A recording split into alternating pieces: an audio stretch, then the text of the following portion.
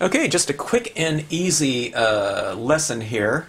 Talking about the benefits of reutilizing re-inkers again to give yourself a nice, kind of almost foolproof, easy application process of applying multiple layers of inks onto a, in this case, matte cardstock. I mean, this looks kind of glossy right now because my inks are a little bit wet. But this is not a glossy cardstock. You can see it right in the middle here. Well, I don't have any inks right there. This is glossy, right? And this is matte. You can see it in there. It's, you know, it's dull. This is an Appleton paper. Just matte cardstock. I'm not, you know, saying Appleton, you know, in particular. It just happens to be the paper that I bought about 20 years ago, you know, a ream of matte paper. But I'm utilizing the matte paper on this, and I utilize just a Cosmetic sponge and some sponges just to show you that you can really get really smooth transitions of inks laid down in your cardstock if you use a good amount of your foundation ink, what I call a base layer of ink, okay? These inks just inherently are not, you know, super easy to blend out, but if you do it in the process that I'll show you in this video right here, it'll be really easy for you. And it's the thing that I started doing in all of my workshops. And I would say most of my make and takes in the last few years of doing them, when we used to travel around a lot, and people, you know, come and sit down for half an hour or whatever, an hour, and kind of stamp a scene out with us. If I just gave them enough ink, you know, whatever ink color that might be, whatever for whatever color scheme they were working in, it really made the application process very easy to do, especially for most people. It would have been their first time doing this type of technique here of the kind of more the glazed, layered, dye-based inks. All right. So, anyways, if you've had any questions about that, I'm not saying in this one I'll explain. I'm just doing it on the matte paper because matte paper is a lot more absorbent and just inherently a little bit more precarious to do this technique on. But you'll see just how easy it is if you utilize the right amount of your base layer colors, okay? And those colors can be anything. I mean, I start off with a light color in this one, but it could be black, you know, just as long as you use enough of it and apply it in the, you know, kind of the method I do. But you'll see the method that I do and the touch that I use is really, it doesn't become quite as much of a factor because it's so easy to spread around these colors just because of that foundation base layer coat. Alright, so that being said, I hope this video comes in handy for you, and if you have any questions, just drop me a note or drop us an email off of the Stampscapes website. Thanks for watching.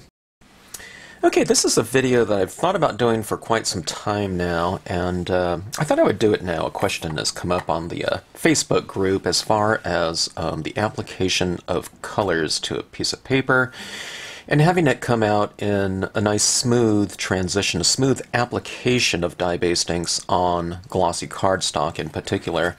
Now I'm going to do something here just to show you the benefit of certain layering styles and then just kind of how much ink should be laid down for this particular method. Alright, now I'm going to go with a non-glossy cardstock. Here's a glossy cardstock and here is a matte cardstock, okay?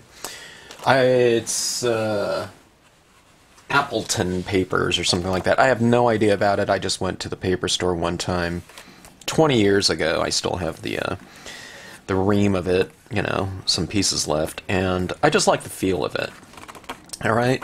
But it is a non-glossy cardstock, so it's going to be inherently more absorbent than other, you know, types of glossy cardstock, okay? Alright, now I'm doing this not for the purpose of being a demonstration on how to apply, you know, dye-based inks on matte cardstock, but just to make a point of how you can do this method, you know, on cardstock, glossy cardstock, with ease, okay? Now, one of the things that I do on just, I don't know, not all my videos, but a lot of them, is I just use re-inker fluid, okay? Re-inker, for those that don't know, are just the, you know, the bottled versions of the ink that go into the their associated pads. Now, this one happens to be a Marvy re-inker, and these are still being sold on the market, but it would go to the Salvia Blue, you know, re-inker for the Salvia Blue pad. Okay, makes sense. And just about every brand that I know, Memento, Distress, Ranger inks, etc., most of them have re-inkers available for all of their pads, okay? And Marvy inks in particular, they have a different viscosity than just about every other pad out there. These ones are thinner, okay? So if you use these as your first ink, a lot of times they don't apply quite as smoothly as your thicker brands of inks like a Memento or a Distress. The thicker the ink, the easier it'll glide, especially on glossy cardstock, okay? But let's just take this much thinner ink right here and a matte cardstock, and let's apply some of these methods using this combination, okay? Now, I usually like to use my Stylus Tools. I find them very comfortable in my hand. It has a sponge tip like that, and it's just very comfortable to work with, okay? But one of the reasons I'm doing this is not just for the purpose of showing this technique right here, but just showing how you can, you know, make use of other applicators that you might have available. Some people watch this overseas and they just don't have access to Stylus Tools as easy as we have out here in the US, but cosmetic sponges, you know, can probably be found wherever you are, all right? These are very inexpensive. They come in, you know, those big, I don't know, what, 20 packs or something like that for a couple bucks. So let's use matte paper, a very thin ink, and a cosmetic sponge for this demonstration right here, okay? A little puddle of ink like that. I don't know how many drops that would be. It would probably be about, I don't know, 10 or something like that. I'm using more now because this is a matte cardstock. It's going to be more absorbent, and it's also thinner, so it's really going to penetrate the surface.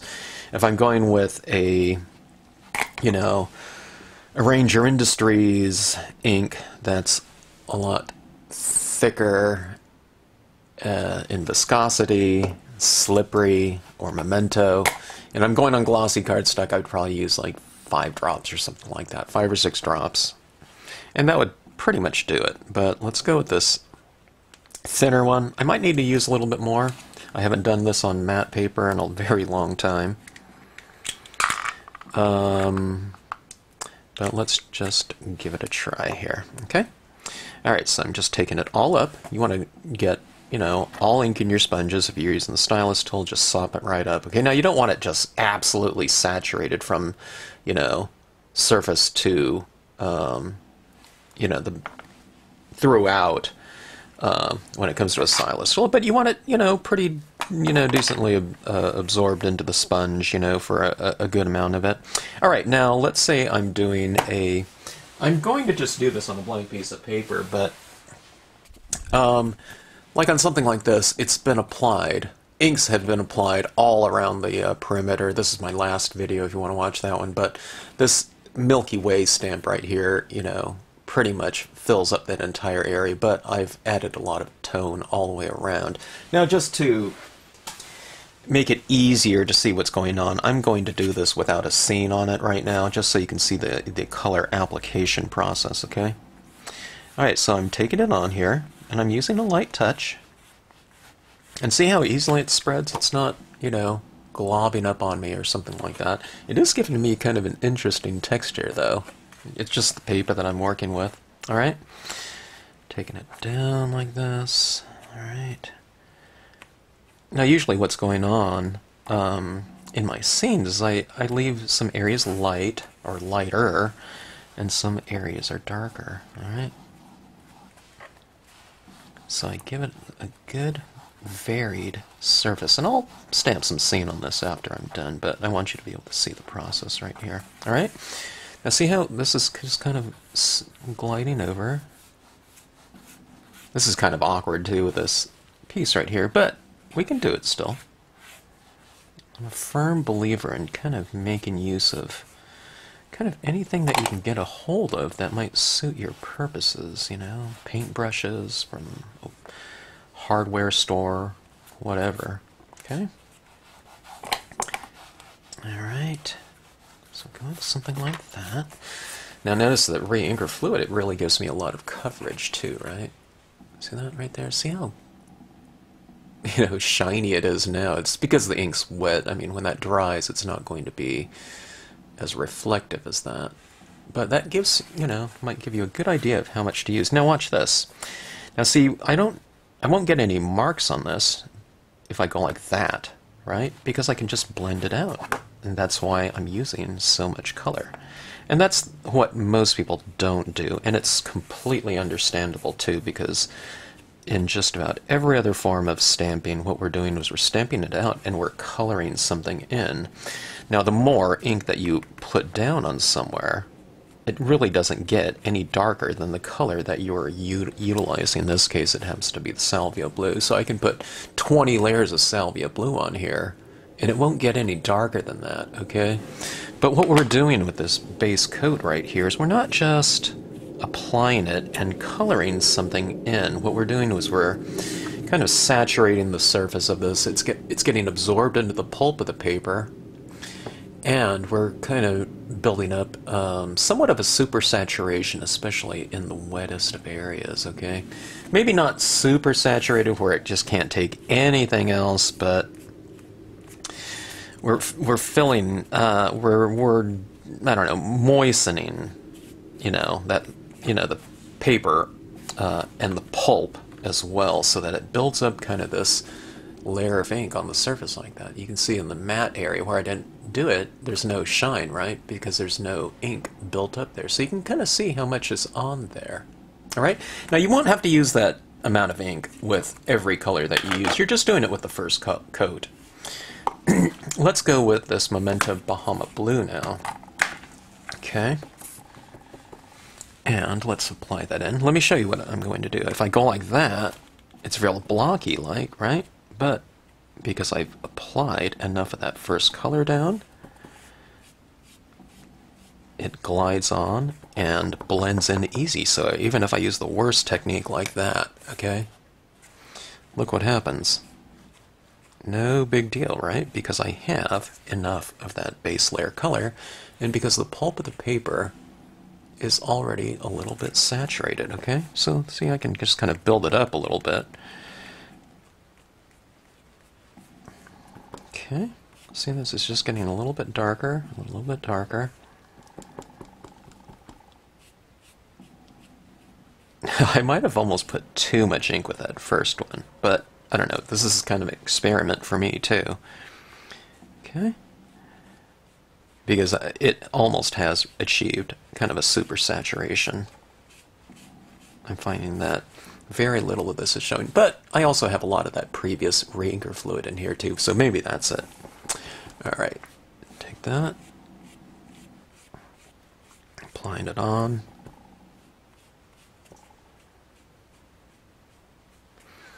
What if you get one of these? Okay, watch this. Not a problem, just like you just kind of blend it right in, okay? So that first color, you can see, is, or can be, pretty important, okay? At least in terms of the ease of application of all your other colors. Now what happens if we're working on this and we are in,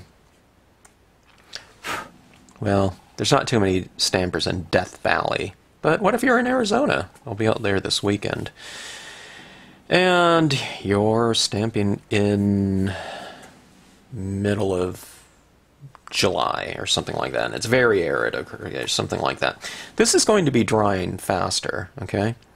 And what if I do something that, oh my god, it's just kind of grabbing my sponge applicator and it's not blending smoothly, well then you just go back and you go back to your inker fluid, put a few drops in there, sop it up, and just reapply it, and just go on from there. Okay. The big mistake is where if someone gets a mark, oh my god, I got a huge shape of my applicator there, and then they kind of blend it out and they tap it, tap it, tap it, tap it, tap it, tap it, and it just gets more pronounced. Okay. Just go back to your lighter color, reapply right over the top. It's not going to get any darker. What you're doing is you're just kind of dampening the tip again, or the surface, and then you just go back with your other colors, go back right over it, and have that nice moist surface to work with again. Okay. All right. So this is looking pretty good. I do like this matte paper look.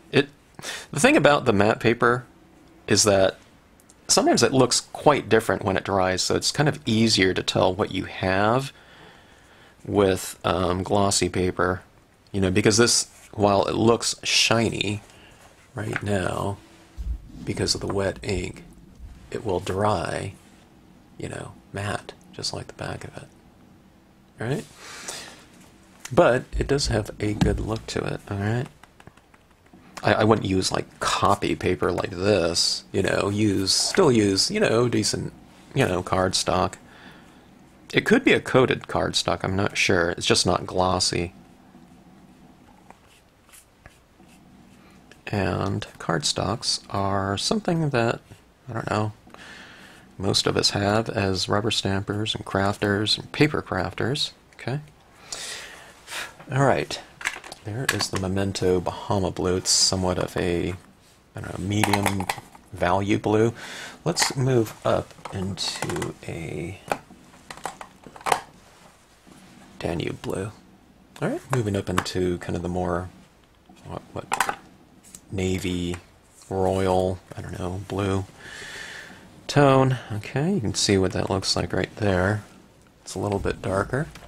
Okay.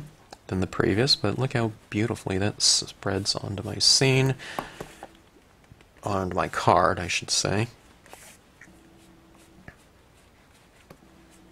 Okay, now Memento inks are fairly thick, okay? In fact, they're really thick, and they spread beautifully. As you can see, it's spreading just fine on matte paper here. But let's go to Marvy inks again. Okay, let's go to the number 3 blue. It's kind of the equivalent to the Danube blue. This one I find is a little bit darker. Maybe it's because it's thinner inks, and it kind of penetrates my paper a little bit faster or easier. It's getting kind of through that thicker ink. It's almost like I'm applying this over the top of it, but it's, I don't know, the feel of doing something like this, I guess especially with like a sponge, it feels like I'm kind of staining wood or something like that. That's kind of the feel of it. Now, here's what you do too. Let's say you're applying some inks like this, and it's not getting as dark as you want. It's not getting that dark, okay, very fast. Don't just start using more force with, your pressure, your application pressure. What that will do is if I do that, it almost wipes off the ink that's on there. Because remember, this is kind of, it's not super wet to the touch or anything like that. It's a little damp though. But what happens is if you press too hard, you're almost pulling off ink, like you're mopping it off the surface. Okay.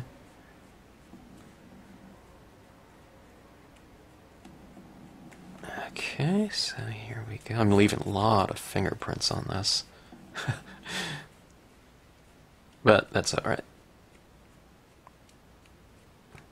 Because I'm just going over it again. But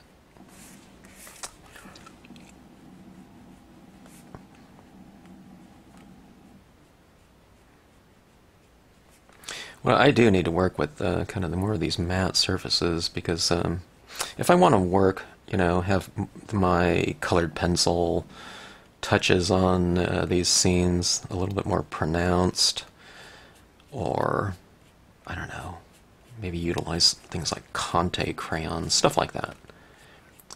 Then the matte paper just accepts those types of dry media better. But see, I don't know, see, this is going on. Let's build up our tone a little bit more. All right, now the ultimate thin, somewhat precarious thing to use is the number 29 Prussian Blue from Marvy. It's Marvy, but it's uber thin, and it really applies fast. So let me give this a shot here. I am doing it over all these other inks, so but see how dark that is right there? It is really dark, and it penetrates very fast.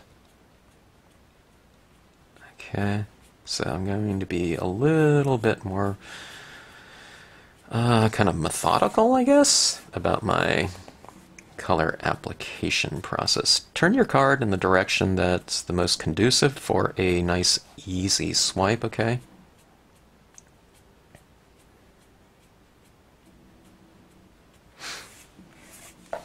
I'm not even really thinking about this applicator anymore, you know? But, I don't know, it's a little bit different.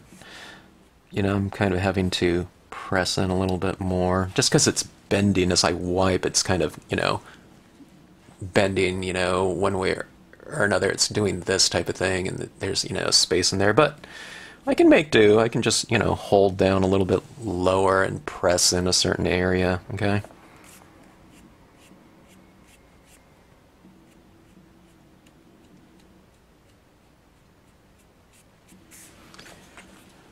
And I think I am, because I'm kind of hitting the edge of this card a lot. I'm getting a few crumbs coming from this sponge onto my paper, but, you know, hey, no big deal. These things are very, very inexpensive, and you can reuse them.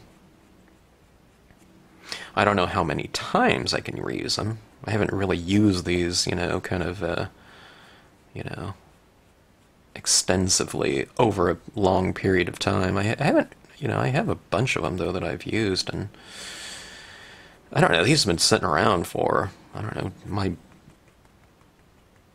pack that I bought is probably, I don't know, it's well over 10 years ago, and they're still supple, you know, so it's, you know, pretty decent quality of sponge. Okay, anyways, this is coming along just fine. This is the time when sometimes it starts to, you know, your base layers start to dry out a lot. But so far so good with this one. Still feels I'm still able to blend pretty nicely.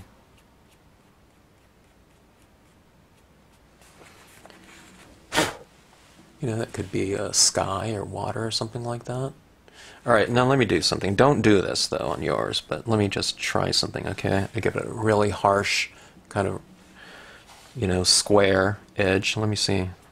Yeah, it still spreads out nicely. And that's because of that first color that I used down there. Now watch this one. See, that's, you know, that's what we don't want, right? Unless you want that texture. But see how easily it spreads out? So, it makes things kind of foolproof if you get enough color down there. Now, if I go, you know, the thing that you can lose on this is lighting. Let's say if I color this all in and it's all, you know, Prussian blue, then you can't recover that light, or at least the white of the paper. So, you know, be selective when you're adding your color. But as far as the color application process and the smooth application of it, it's kind of, it becomes practically foolproof when you use enough of that first layer of ink, and the re-inkers are a really good way to do that. What re-inkers do you need? You don't need a lot, okay? On one of my previous videos, I just showed where a light blue re-inker was used in the blue section as well as the green, because the blue is a component of green. You add yellow to blue and you get green. If you have like a pink and a pale yellow or something like that, we use a lot of various shades of brown a lot in landscape stamping, you know, for wooden types of elements, cabins, whatever, sunsets. So something like an old paper would be fantastic for that purpose, or this would be great for a sunset or something like that. You can add that kind of smokier brown element amongst your yellows, golds, oranges, and pinks, or whatever colors you have going on in the sky. So that would be a fantastic one. Your Memento Summer Sky is a great one. I used the Salvia Blue Marvy just now. That's excellent. But if you had like a pale yellow and a like a red, you know, having the blue, pink, and yellow become your primary colors. You add the pink and the yellow together, you get an orange. You have the yellow and blue, you get a green. Pink and blue, you get a violet. So you can cover a lot of ground with just 3 colors. Plus this one I love. Having kind of a tan brownish tone, okay, and that would be excellent. Doesn't really matter what brand, they're all, you know, excellent. Just go with the color that you, maybe if you already have a color in, maybe you already have like an old paper distress or something like that, maybe just go with the inker for colors that you already have. And those can provide you with a nice foundation of just about any kind of color scheme you can come up with in your scenes. All right. You almost don't even need a color if you have some of these. I forgot what they were called. I think Ranger. I think this one, the Ink Refresher, rehydrates and conditions ink pads. I think this fluid in here was the thing that they used to spray on pads, and that would revitalize them if they went a little bit dry. So I don't know, even something like that, or like a blending liquid or something like that, if there is such a thing in the dye-based stamping world, then that would be fine as well. Just something kind of a little bit of a thick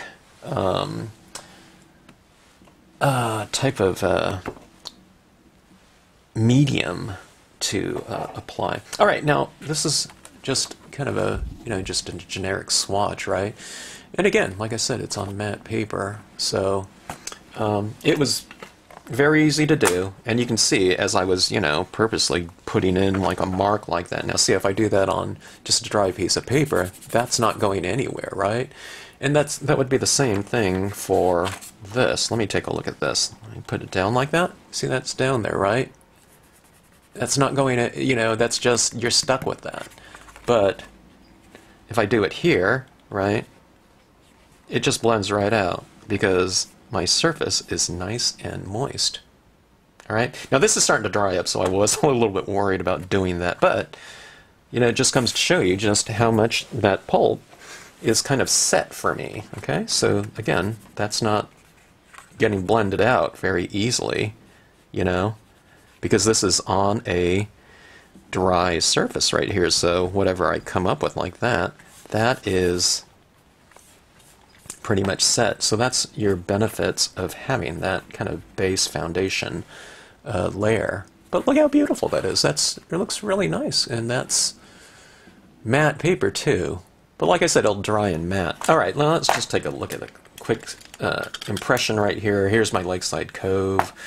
We're all kind of familiar with that if you've watched some of these videos, especially some of the latest mood and media series ones.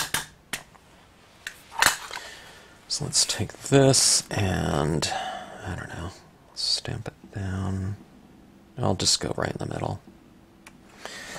Middle lower area. Okay. And this is a Versafine black pad. You can use a dye-based pad too. But let's go for a nice dark impression of this stamp. Okay. There we have that.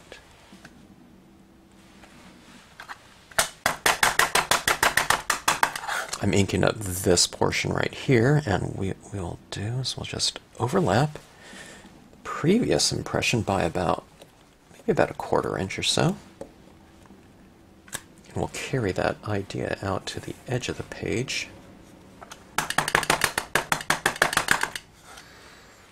And take this one.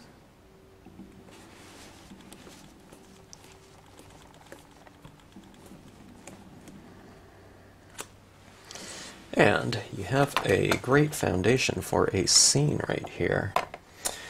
How about some reeds in the foreground?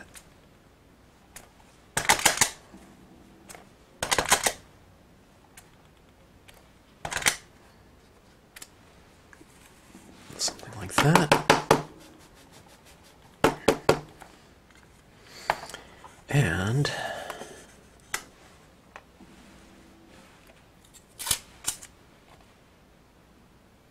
take my little kayaker.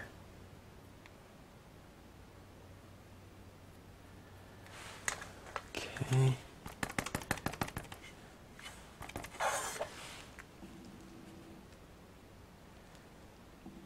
Light, even pressure, so that you don't kind of get a squashed impression like that. Okay.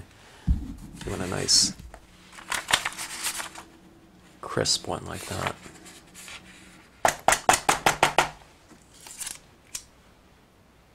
Alright, now I just did with this with blues here. Of course, you can work through any type of color scheme. This would look fantastic in this kind of split fountain, you know, blues transitioning into violets and pinks, you know, with a yellow on the horizon or something like that. In which case, you wouldn't put just blue everywhere, okay? But if you had kind of a split fountain type of thing, you can put some blue tones up here, and then pink tones down here, and yellow tones down here, you know. I was talking about, you know, your three kind of primary colors, and then just go on them with the darker versions of those given colors, you know, as they transition down. So this one is just done for ease. I just kept it, you know, monotone, monochromatic piece right here, but look at this. This is your matte piece of paper. Now see, it's starting to dry, so it's not so shiny, right, anymore? Right?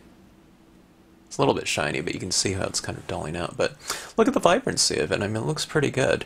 You can, if you want it to be like an even deeper kind of saturated look, then you can kind of spray seal these with a, you know, a clear spray, acrylic spray, and it'll kind of bring back that, I don't know, glossiness of a glossy cardstock. But, you know, if you're going with a matte look, then, you know, why not keep it a matte look?